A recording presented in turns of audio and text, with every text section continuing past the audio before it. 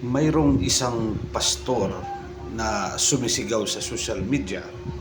Sabi niya na ang nagpapapatay daw kay Kristo ay ang mga paring Katoliko.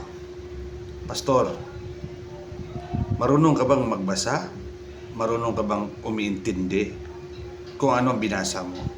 Hindi po paring Katoliko ang nagpapatay kay Kristo, kundi ang mga paring Hudyo.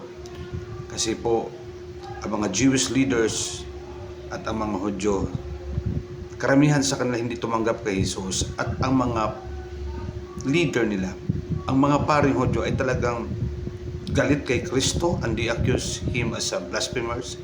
And there are many times that they want to kill, or they plot for the killing of Jesus Christ. Pero sila po'y nagwagi. Sila po ang nagpapatay talaga in collaboration with the Roman Empire or soldier. Kaya huwag kayong makinig sa pastor na yan, kasi puro kasinungalingan, sinungaling talaga, at gawa-gawa ng mga istorya para lang malinlang ang mga Katoliko.